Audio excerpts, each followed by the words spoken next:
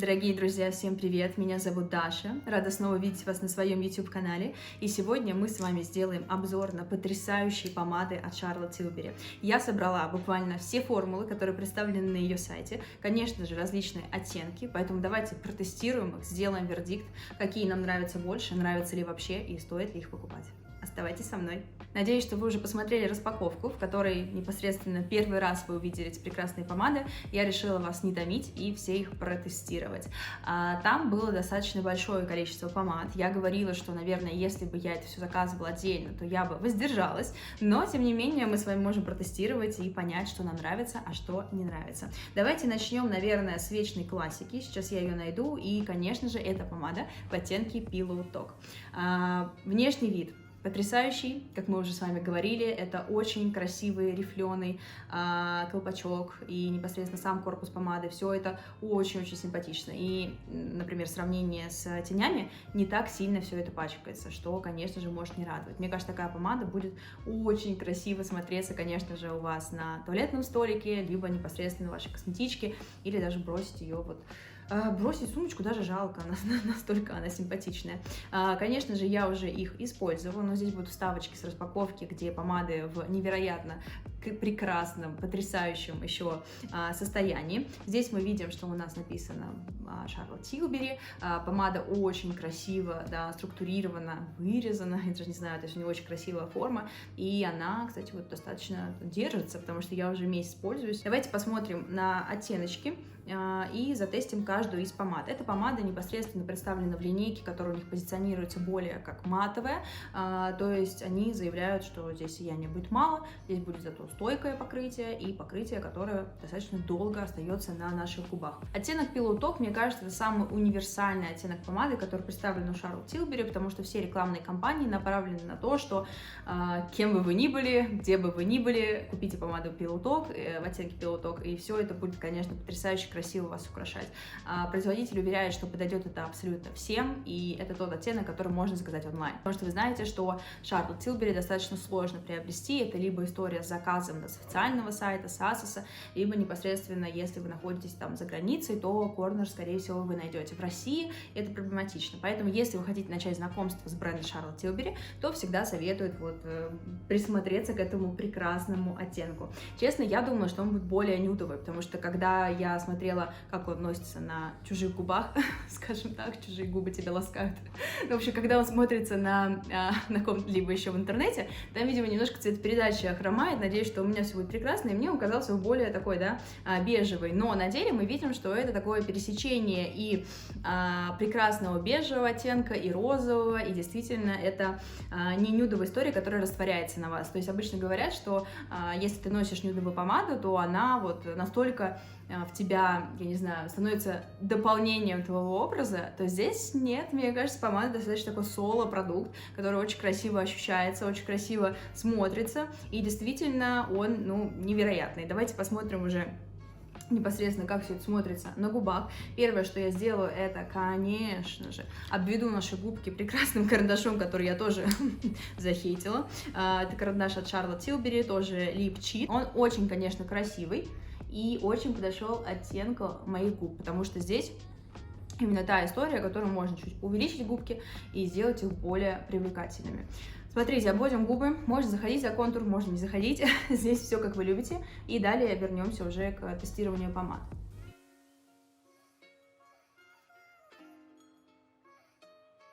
Карандаш мне очень нравится, как я уже сказала, он прекрасно наносится, распределяется, и это та история, когда можно действительно немножко увеличить ваши губы, но это будет практически незаметно. Но если у вас нет карандаша от Charlotte Tilbury, скажу честно, что и я, наверное, такой бы карандаш за такое количество денег себе не приобрела, то мы просто берем бюджетные карандашики, которые, я думаю, есть практически у каждого, кто увлекается макияжем. Это либо у нас карандаш от Vivienne Sabo, либо нашумевший карандаш от Stays, в общем, вот этот прекрасный бренд, о котором всегда говорят в ТикТоке.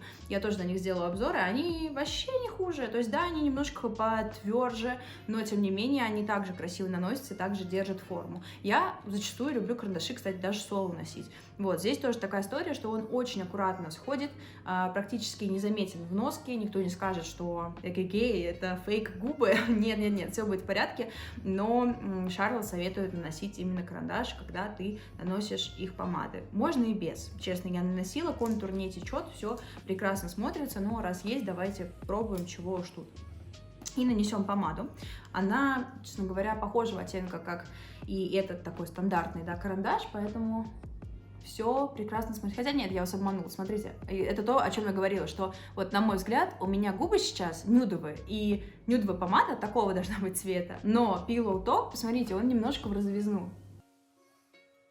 То есть это такой немножко розовый нюд. И мне кажется, что это очень красиво и действительно делает это каким-то не продуктом-дополнением, а самостоятельным продуктом, который, приковывает взгляды. Нанесли помаду. Как вам? Скажите, напишите в комментариях. Мне она просто невероятно нравится. И это действительно тот оттенок, вот Pillow Talk, который у них и самый популярный, и тот оттенок, который я могу рекомендовать каждому. Потому что мне кажется, что он украсит любого человека и действительно не сделает вас хуже. То есть здесь хороший баланс и бежевого цвета, и розового. И при этом нельзя сказать, что при розовой помаде, да, они достаточно сложно смотрятся, и не все любят. Вообще помада — это такой момент, что нужно привыкнуть, потому что, конечно же, я, например, люблю темные помады, но я не могу сказать, что я родилась и думаю, что, о боже, сливовая помада мне пойдет. Нет, конечно, нужно пробовать, привыкать, чтобы окружающие привыкали к вам, там, с одной помадой, с другой. Но вот эта помада, мне кажется, отличное знакомство, и если вы действительно хотите попробовать продукт от Charlotte Tilbury, то присмотритесь к ней. Давайте поговорим о консистенции. Она очень кремовая.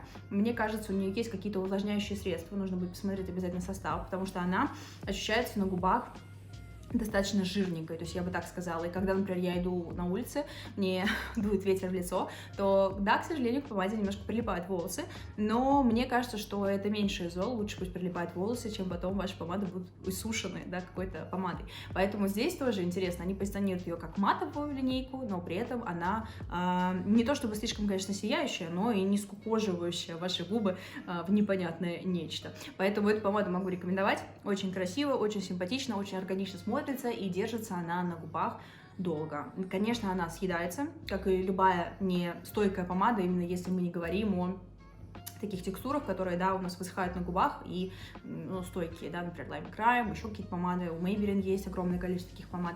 Нет, то есть эта помада, она съедается, это нормально, поэтому она остается на чашке, вы должны поправлять губы, но смотрится все очень красиво и сходит очень деликатно. То есть я, честно говоря, когда выхожу с помадой этой в свет, я очень редко поправляю. То есть я всегда беру, я всегда думаю, что да, конечно, я сяду, я поправлю макияж, но в итоге нет, у меня помада остается на бокале или на, не знаю, кружки из-под кофе, и меня это не волнует, потому что все выглядит очень аккуратно, очень естественно, и вот эта помада, прям, мне кажется, я бы поставила ее на первое место. Давайте, кстати, вот все помады, которые у нас есть, сделаем такой небольшой топ помад. Первая помада — это в оттенке Pillow Talk, матовая версия, очень-очень-очень красиво, и мне прям нравится. Перейдем к следующей моей фаворитке, которая тоже завоевала мое внимание изначально. Я говорила в распаковке, что мне очень понравился орнамент, мне очень понравилось, как она выглядит. Она выглядит прям очень-очень симпатично. И если вы вспомните, там был такой вот движной кейс. Она просто выглядела как, я не знаю, на подушечке бархатной короны для принцессы. В общем, все это было очень красиво и тоже все очень добротно. Такой хороший пластик, очень плотно закрывается. То есть ты понимаешь, что здесь достаточное количество твоих денег было отдано за упаковку.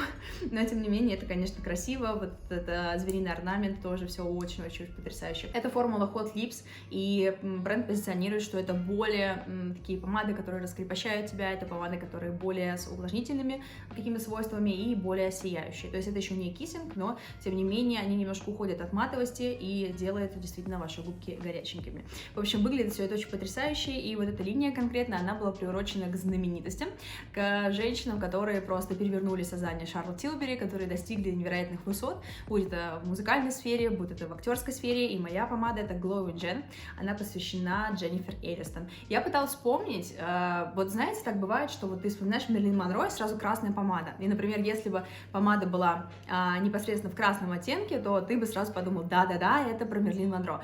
Я пыталась вспомнить, какой цвет у меня ассоциируется с Glowing Gen, с Дженнифер Энистон, и я не вспомнила. Я посмотрю сейчас картинки и прикреплю, если что-то найду, но, наверное, они консультировались с ней, и она сказала, что вот именно этот оттенок ей нравится, и он непосредственно и был исполнен в линейке Charlotte Tilbury. Очень все, конечно, красиво, симпатично. Да, я пользовалась уже этой помадой, но посмотрите, рельеф сохранился. Этот оттенок, он у нас потемнее. Давайте даже вот сравним с моими губами. Да, сейчас у нас нанесен Pillow Talk, и непосредственно это такая более вечерний вариант, но при этом он тоже достаточно органично смотрится, мне кажется, на каждой девушке. Он тоже очень похож, мне кажется, на самом деле на консистенцию Pillow Talk, да, потому что он еще на грани той сияющей истории, хотя, посмотрите, он сияет, конечно, больше, да, чем предыдущий оттенок, но при этом он тоже такой достаточно плотный и сохраняет свою эту историю с тем, что пигмент не теряется у нас по дороге, когда вы наносите эту прекрасную помаду. Оттенок у нас, как я уже сказала, больше уходит в какой-то, даже не знаю, чуть морковно-кирпичную историю. И, кстати, очень важно сказать, особенно это будет касаться следующей помады, которая у меня на 3-м месте, из тех, которые у меня представлены сегодня, помады от Charlotte Tilbury. Нужно носить с тенями от Charlotte Tilbury. Вот такая история. Ну, тут скорее даже не про качество речь, а именно про цветовую гамму. Потому что, когда я наносила, то есть тоже казалось бы, да, розовые тени или красноватые тени, например, в худо, но я понимала, что вот у Charlotte есть какой-то медный оттенок, который позволяет не спорить этим помадам с тем, что у вас на глазах. То есть здесь важно, например, вот эта помада, вы тоже видите, да, что это не коричневый нюд, это нюд, который немножко уходит в морковно-розовую, чуть-чуть немножко. Вы сейчас морковку не увидите, но просто когда я буду говорить о следующей помаде, вы поймете, почему я вас предостерегаю. Поэтому, например, вот Glowing Gen, она уже с таким выраженным морковным пигментом, поэтому здесь нужно, конечно, осторожно. Я пару раз, даже видео, по-моему, это было, простите меня, пожалуйста, я уже заметила, но было поздно, я накрасилась, и я поняла, что у меня то же самое, кстати, в обратную сторону работает. У меня были такие медные глаза, как раз-таки тоже самая палетка, что сегодня у меня представлена, и я сделала какие-то нюдовые губы, абсолютно стандартный оттенок, бежевый, нюдовый оттенок, и я поняла, что он смотрится, ну, выбивается, потому что вот все-таки вот эта колористика спорит друг с другом, поэтому все-таки я вам советую вот эти помады, Pillow только отложим, но вот следующие помады использовать все-таки с макияжем, какими-то, да, медными оттенками, потому что иначе вы можете немножко испортить себе вечер, и вам придется перерисовывать губы. Ну что, давайте нанесем его уже непосредственно на губы, мы сейчас удалим с вами оттенок Pillow Talk, я на секундочку удалюсь. Оттенок Pillow Talk безжалостно удален с наших губ, и теперь мы можем протестировать помаду Glowing Gen и сравнить, посмотреть, как вообще она выглядит на наших губах. Здесь уже видим, да, что оттенок у нас достаточно яркий.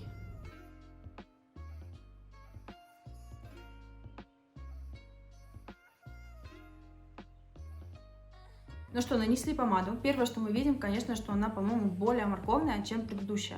То есть здесь как раз уже вот это, да, у нас медная история, прекрасно работает, и я боюсь, что если бы у вас был более какой-то нюдовый макияж, то, наверное, это бы смотрелось немножко инородно. Поэтому здесь уже, к сожалению, вступает в игру то правило, которое я только что придумала, что Charlotte Tilbury все-таки лучше как-то пробовать совмещать друг с другом, либо экспериментировать, почему нет. Уверена, что у вас получится. Поэтому пишите в комментариях, с какими еще оттенками теней и с какими брендами вам кажется, что эти помады будут прекрасно смотреться.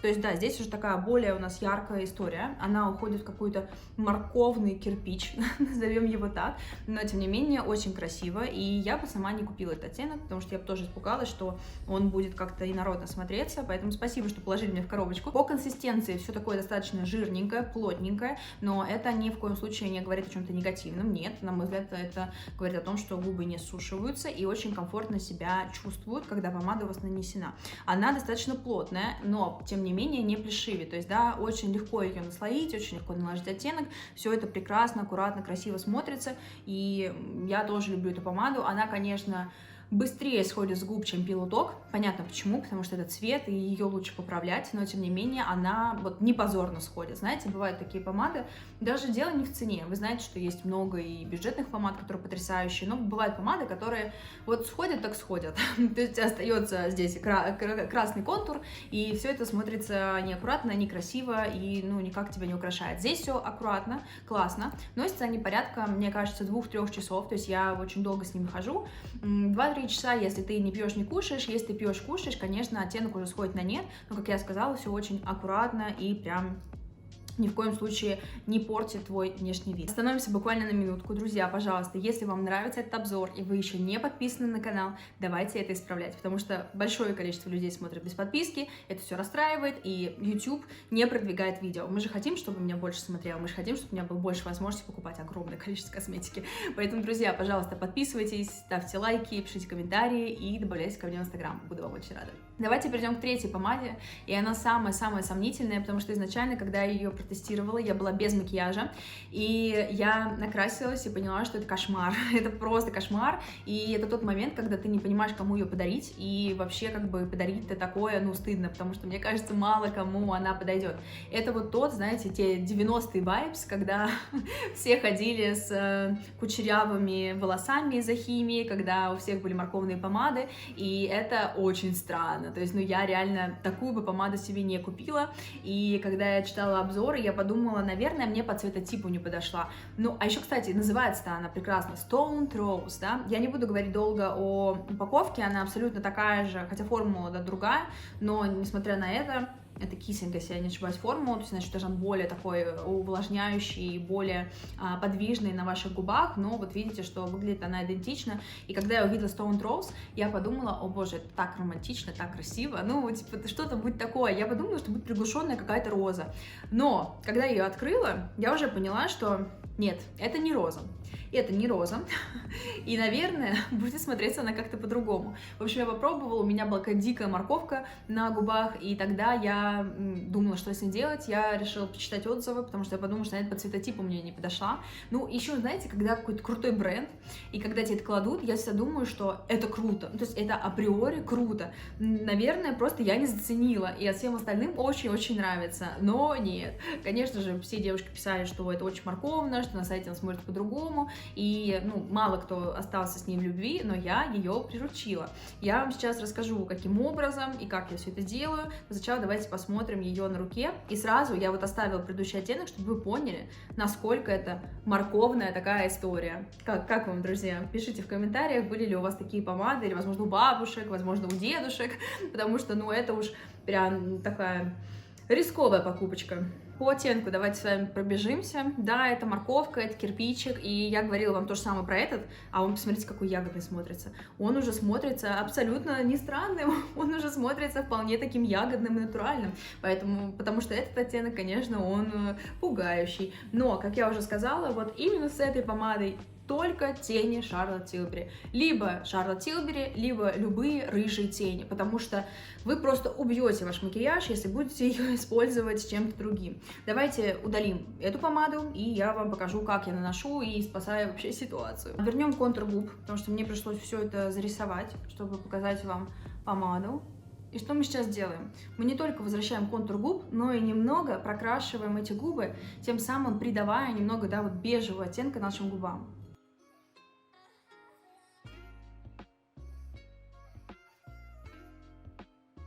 И теперь, друзья, посмотрим на нашу помадку в деле. На нашу розовую помаду, как нам обещает производитель. Ну как вам этот розовый цвет? Мне кажется, просто настоящая Барби. В общем, что мы делали? Мы немножко с вами нейтрализовали эту морковку. И теперь она смотрится, да, немножко, не то чтобы старомодно, но необычно для наших лет.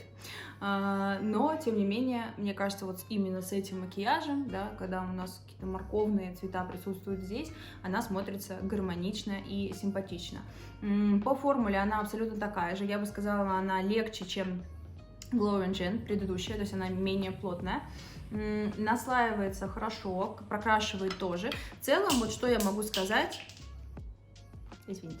В целом, что я могу сказать про вот все эти три помады, они очень сильно похожи по тому, как они носятся, как они наносятся и каким образом они распределяются по губам. То есть консистенция очень похожа, чтобы они там не писали матовая версия Glow Gel, не знаю, вообще Hot Lips, далее у нас Kissing. То есть я особо какой-то разницы сильно, честно говоря, не заметила. Это такие достаточно приятные помады, которые не будут у вас супер стойкими, которые не будут у вас совсем не стойкими, да, они будут отпечатываться, да, они будут оставлять следы, да, они будут сходить, но будут сходить очень аккуратно.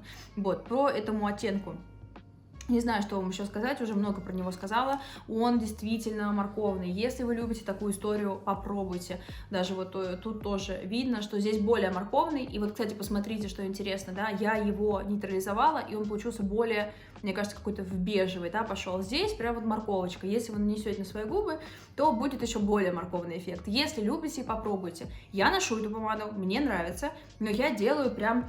Не то чтобы карикатурно, но я делаю сильно рыжие тени. То есть как в этой палетке, да, непосредственно вот такие тени наношу, и с ними все смотрится красиво и гармонично. Если мы наносим какой-то нюдик, то спорный вариант. Поэтому присмотритесь. Если нравится, попробуйте. Я ношу, но скажу честно, что первый раз, конечно, я испугалась немножко. Я не знала, что с ней делать, но в итоге мне понравилось. И что больше всего мне нравится, да, сейчас вот, да, я очистила свою руку, очень влажно, вот как будто сыворотку нанесли. То есть тут что-то в компонентах просто потрясающее, потому что не только я вот, да, по губам поняла, но и после удаления очень увлажнена кожа. За это спасибо. И перейдем к нашей последней помаде. Она уже у нас такого интересного форм-фактора. Очень похожего на Oriflame. Я говорила вам в распаковке, что я не знаю, кто из них там первый придумал, но, скорее всего, конечно же, Oriflame повторили, но просто Oriflame такая старая фирма, и я не понимаю, неужели Charlotte Tilbury в то время была? Да нет, Charlotte Tilbury вроде относительно молодой бренд. В общем, не знаю, как так вышло, но очень все похоже, да, и концепция, и упаковочка. Кто-то у кого-то все-таки так подсмотрел. Дай списать, только не точь-в-точь. Просто получай. В общем, это такой сияющий стик для губ.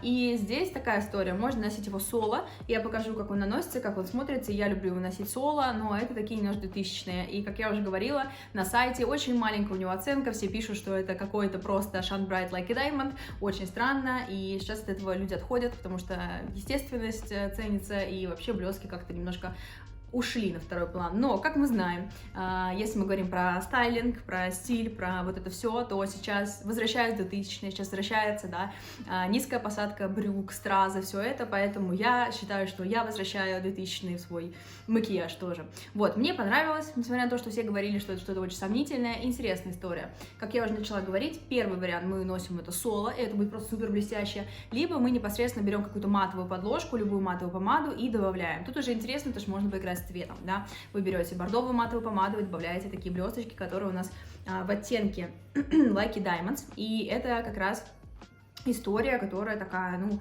насколько она может быть нюдовая. Ну, кстати, не знаю, она тоже имеет такой достаточно выраженный цвет, и цвет у нас тоже, конечно же, уходит в медную историю, но пусть вас это не пугает, мне кажется, что вот при искусственном освещении она более медно смотрится, потому что в жизни она мне казалась более коричневатой, то есть вот здесь такая медно-коричнево-рыжая бронзовая история, которая, ну, просто не останется незамеченной на ваших губах.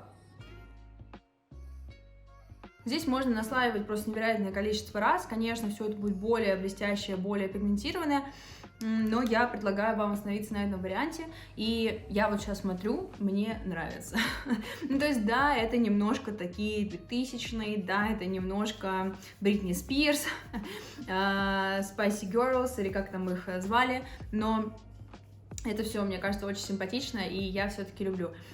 По ощущениям она все-таки немножко шершавая. Это не вот эти вот потрясающие просто какие-то космические помады, которые эти все увлажняют. Нет.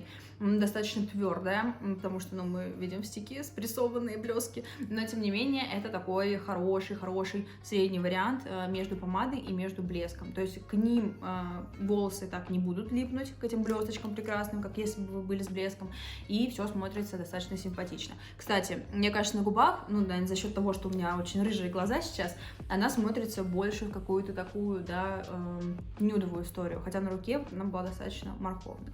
Мне нравится, как вам? И вообще, расскажите, потому что, мне кажется, сегодня у нас просто супер полноценный обзор, вы наконец сможете остановиться на одной любимой помаде, решить, что вам вообще нравится, нужно или нет. Кстати, у меня еще, к сожалению, здесь нет, чтобы вам показать, остался тинт, но я его решила отнести все-таки к категории такого эксперимента. Потому что тинт позиционируется как для губ, так и для щек.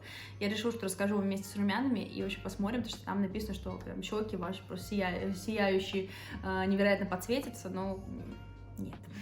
Давайте поговорим в следующем видео об этом и остановимся на сегодня. Ну что, дорогие друзья, мое видео подходит к концу, нам пора прощаться. Давайте поговорим о помадах. Вообще, стоят ли они своих денег, как вам кажется, либо они при нанесении выглядят как Maybelline, потрясающие помады, от Stellary, очень хорошие бюджетные помады. И главное, видите ли вы разницу в формулах? Потому что мне кажется, что они просто практически похожи. Да, наверное, поменялись какие-то действующие компоненты, еще что-то, но по ощущениям очень все похоже. То есть я бы выделила в одну коллекцию вот эти помадки, которые разных оттенков, и, ну, непосредственно блестящую эту историю, потому что она все-таки немножко убивается. Расскажите, как вам помады, что хотели бы видеть дальше в моих видео, и спасибо вам огромное, что смотрели видео до конца. Я по-прежнему вас очень прошу подписаться, оставить комментарий, нажать на колокольчик, поставить лайк, вот все это, потому что очень сильно мотивирует и, конечно же, помогает в продвижению моего канала. Активность — это наше все. Поэтому, друзья, спасибо еще раз, увидимся совсем скоро и до новых встреч!